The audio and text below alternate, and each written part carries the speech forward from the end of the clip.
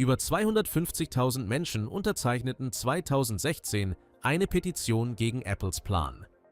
Sie wollten verhindern, dass ein 3,5 mm Loch aus ihren iPhones verschwindet.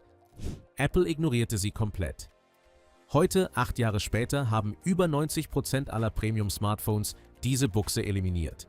Was wie ein Aufstand aussah, war nur der Anfang einer stillen Revolution. Die wahre Geschichte dahinter hat nichts mit dem zu tun, was Apple damals behauptete. Im September 2016 stellte Phil Schiller in San Francisco das iPhone 7 vor und nannte die Entfernung der Buchse einen Akt des Muts. Doch die offizielle Begründung war nur die halbe Wahrheit. Die Reaktionen in den Kommentarspalten deutscher Technikforen waren eindeutig ablehnend. Du hältst einen Kopfhörer in der Hand, dessen Stecker seit über einem Jahrhundert nahezu unverändert geblieben ist. Die 3,5 mm Klinke ist die Miniaturversion eines Steckers, den Telefonvermittlerinnen bereits im späten 19. Jahrhundert in manuelle Schalttafeln steckten, um Gespräche zu verbinden. Mit dem Sony Walkman TPSL2, vorgestellt 1979 in Tokio, wurde dieser Stecker zum universellen Symbol mobiler Musik.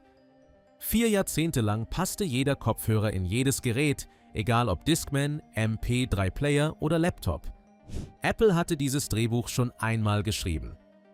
1998 strich das Unternehmen mit dem iMac G3 das Diskettenlaufwerk, 2008 verschwand das CD-Laufwerk aus dem MacBook Air.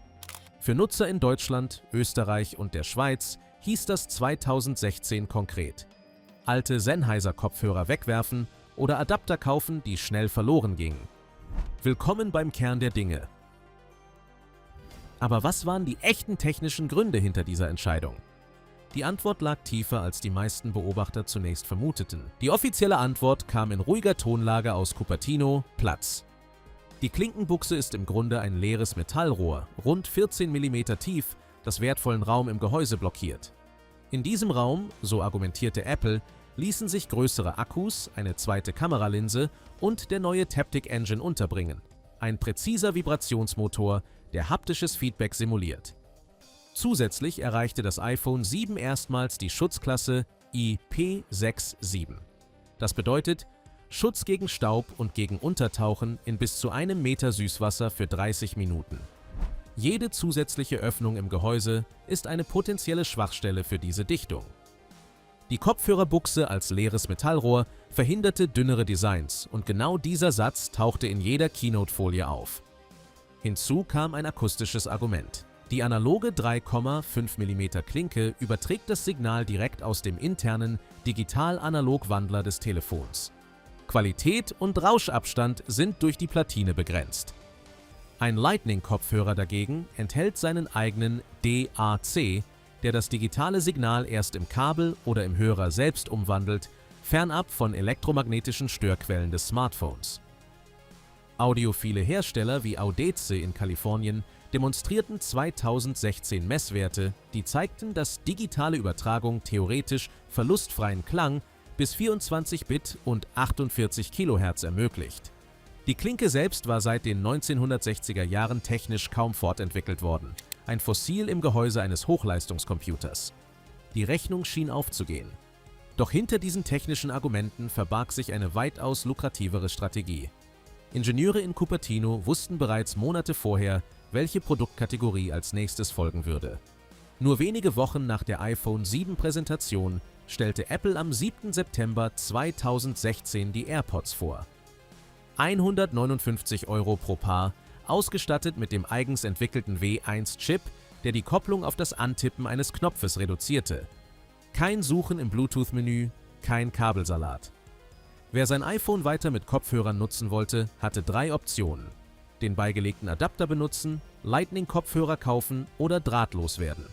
2 dieser 3 Wege führten direkt zurück in Apples Ökosystem. Die Zahlen sprachen schnell eine klare Sprache. 2019 verkaufte Apple laut Schätzungen der Analysefirma Strategy Analytics rund 60 Millionen AirPods. Während der Corona-Pandemie ab 2020, als Homeoffice und Videokonferenzen zum Alltag wurden, explodierten die Verkäufe weiter. AirPods allein erwirtschafteten einen zweistelligen Milliardenumsatz und wurden zu einer eigenständigen Produktkategorie, größer als ganze Fortune 500 Unternehmen. Gleichzeitig zog Apple eine technische Trennlinie. Der Lightning-Anschluss, 2012 eingeführt, war proprietär. Lizenzen mussten über das MFI-Programm erworben werden, jeder Kopfhörerhersteller zahlte an Apple. Android-Hersteller wählten einen anderen Weg. Sie setzten auf USB-C, ein offener Standard des USB Implementers Forum mit Abmessungen von 8,4 x 2,6 mm, der in Laptops, Tablets und Kameras gleichermaßen funktionierte. Ein Lightning-Kopfhörer funktionierte nie an einem Samsung. Ein USB-C-Kopfhörer nie an einem iPhone. Der universelle 3,5 mm Stecker, der 40 Jahre lang alles verbunden hatte, wurde durch 2 inkompatible Ökosysteme ersetzt. Und dann geschah etwas, das niemand vorhergesehen hatte. Die Konkurrenz begann, Apples Strategie nicht zu kritisieren, sondern zu kopieren. Die Dominosteine begannen fast sofort zu fallen. Bereits im August 2016, einen Monat vor Apples Keynote, hatte Samsung in New York das Galaxy Note 7 vorgestellt, das die Buchse noch besaß, doch intern arbeiteten Ingenieure in Suwon bereits an Folgemodellen ohne Klinke. 2017 zog Google mit dem Pixel 2 nach, obwohl das Unternehmen ein Jahr zuvor Apples Schritt in einem Werbespot zum Pixel 1 noch verspottet hatte, mit dem Slogan 3,5 mm Headphone Jack satisfyingly not new. Motorola, HTC und Huawei folgten im gleichen Takt. Bis 2020 hatten laut Marktbeobachtungen von Counterpoint Research über 90% aller Premium-Smartphones die Kopfhörerbuchse entfernt. Die Mittelklasse zog nach, als die Komponentenlieferketten sich anpassten. Ein seltsamer Gegenangriff kam 2018 von Microsoft. Das Unternehmen reichte ein Patent für einen modifizierten 3,5 mm Anschluss ein, der dünner ausfallen sollte, um in flache Geräte zu passen. Microsoft baute keine Smartphones mehr, der Rettungsversuch kam aus dem Nichts und verschwand dort auch wieder. Die endgültige Zäsur setzte 2024 die Europäische Union. Unter Binnenmarktkommissar Thierry Breton trat die Richtlinie 2022/2380 in Kraft, die USB-C als verpflichtenden Ladeanschluss für alle in der EU verkauften Smartphones, Tablets und Kameras vorschrieb. Apple musste mit dem iPhone 15 im September 2023 Lightning nach 11 Jahren aufgeben. Damit verschwand auch die letzte Brücke zwischen iPhone und Lightning-Kopfhörern endgültig.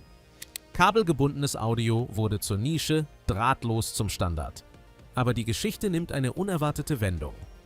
Niemand hatte mit den gesundheitlichen Konsequenzen dieser Massenumstellung gerechnet. Im Frühjahr 2026 veröffentlichte die niederländische Verbraucherorganisation Consumentenbond in Den Haag eine Untersuchung, die durch europäische Medien ging. Getestet wurden 81 Modelle drahtloser In-Ear-Kopfhörer. In zahlreichen Produkten fanden die Labore erhöhte Konzentrationen von TCIPP, einem Flammschutzmittel, das im Verdacht steht, krebserregend zu wirken und Hormone zu beeinflussen. Betroffen waren Modelle von Sennheiser, Apple, Sony und Bose, also genau jene Marken, die vom Übergang zum Drahtlosen am stärksten profitiert hatten. Die niederländische Aufsichtsbehörde NVWA verhängte daraufhin Verkaufsverbote für mehrere Modelle. Die Ironie ist beinahe literarisch. Die Lösung, die Apple 2016 als sauberer, dünner und moderner verkauft hatte, steckte 2026 kleine Plastikkapseln mit Lithium-Polymer-Akkus und chemischen Flammschutzmitteln direkt in die Gehörgänge von Millionen Menschen. Ein Metallrohr aus Messing war durch ein chemisches Labor im Miniaturformat ersetzt worden. Was bedeutet das für die Zukunft unserer Technologie? Die Antwort liegt in der Frage, wer eigentlich definiert, was Fortschritt bedeutet. Die Tonspur dieser Geschichte beginnt mit einem Messingrohr aus dem 19. Jahrhundert und endet mit einem Chemielabor im Ohr. Dazwischen liegt eine Petition mit 250.000 Unterschriften, die nichts bewirkte, ein Milliardengeschäft namens AirPods und eine EU-Verordnung, die 10 Jahre zu spät kam, um die Klinke zu retten. Die 3,5 mm Buchse war nie nur ein Loch im Gehäuse. Sie war der letzte universelle Anschluss, den die Tech-Industrie duldete. Ihr Verschwinden stellt eine Frage, die weit über Audio hinausreicht. Wenn Fortschritt bedeutet, dass alte Dinge neu gekauft werden müssen, wer genau macht dann eigentlich den Fortschritt? Die Antwort darauf schreiben Konzerne in Cupertino, nicht Konsumenten in Berlin oder Wien.